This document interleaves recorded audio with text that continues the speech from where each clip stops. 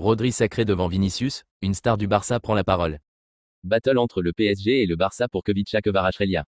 Nico Williams, Leao, Cavara, la shortlist XXL du FC Barcelone. Un monstre à 40 millions d'euros suivi par le Real Madrid et le Barça, le remplaçant de Lewandowski coûte 50 millions d'euros, une pépite arrive pour 0 €. La décision claire de Deco dans le dossier Gyökeres, le retour d'un attaquant annoncé, la sublime déclaration d'amour de Romario, le Barça prend une importante décision. Bienvenue sur la chaîne FC Blaugrana, abonne-toi et on commence.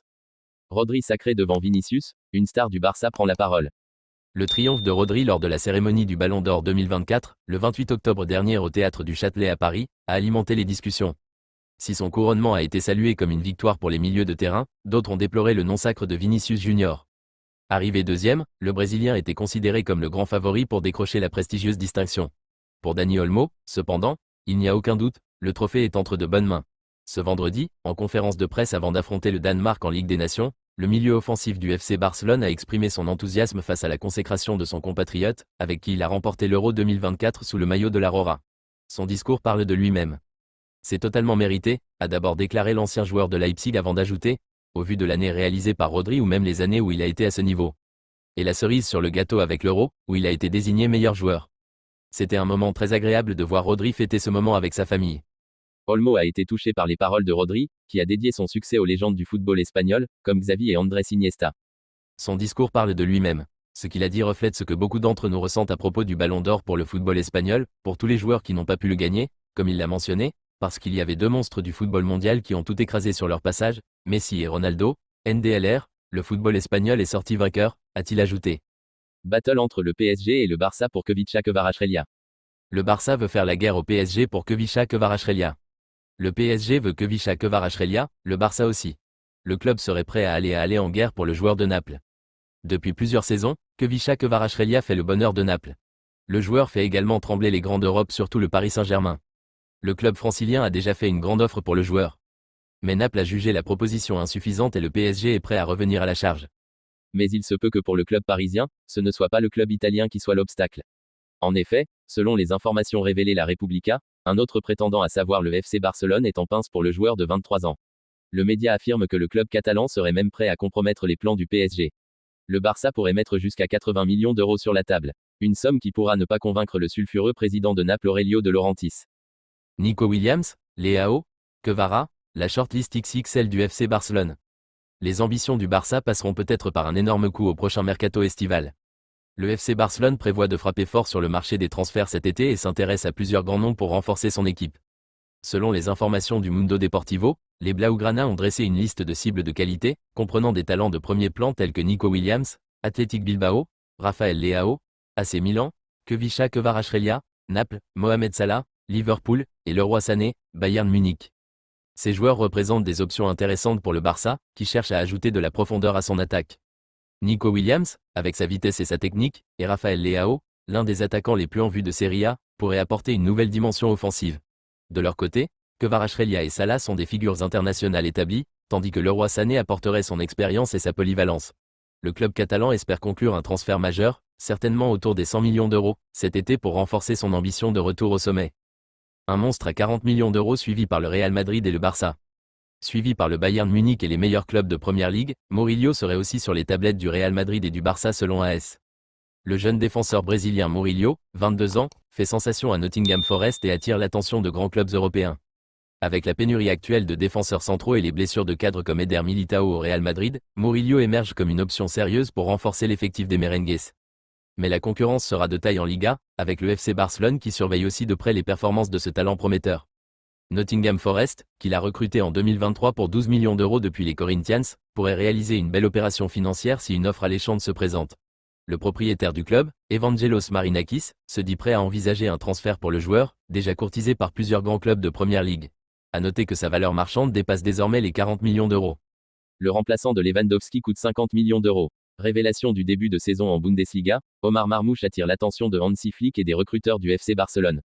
En grande forme avec l'Eintracht Francfort depuis le début de la saison, l'attaquant égyptien de 25 ans serait dans le viseur du Barça, selon Sport.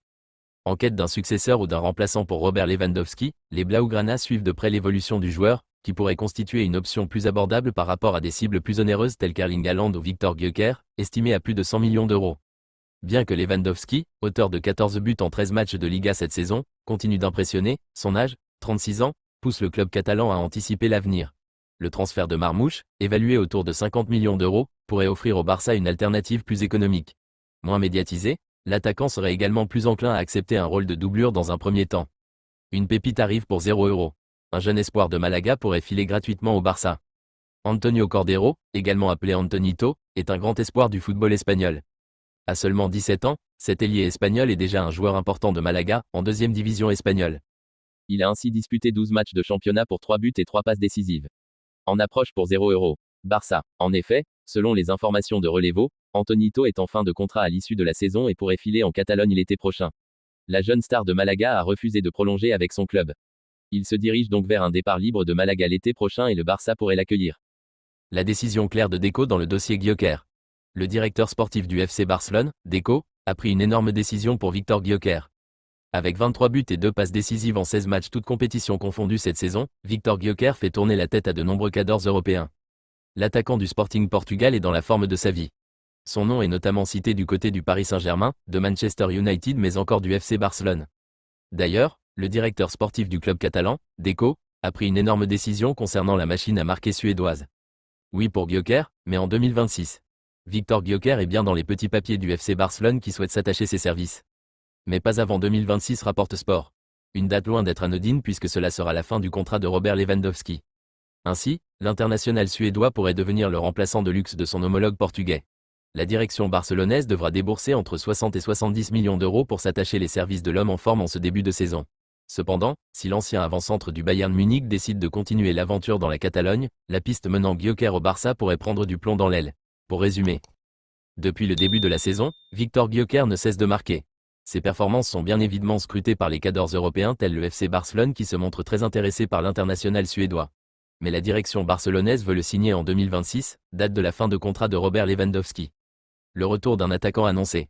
À l'approche du match contre le Celta, l'attaquant s'est dirigé vers la salle de sport pour poursuivre sa réhabilitation, malgré les festivités organisées par Flick en l'honneur de l'équipe. Le jeudi dernier, l'ailier du FC Barcelone Ferran Torres a réalisé des exercices de récupération en solo. Il a été blessé lors du match contre Alaves le 6 octobre. Titulaire, il a dû quitter le terrain dès la 5e minute, et le match s'est terminé sur un score de 3-0 en faveur de Barcelone. Les examens effectués le lendemain ont révélé une lésion au biceps fémoral de sa cuisse droite. Cette blessure l'a contraint à manquer la sélection pour les derniers matchs de groupe de la Ligue des Nations contre le Danemark et la Suisse.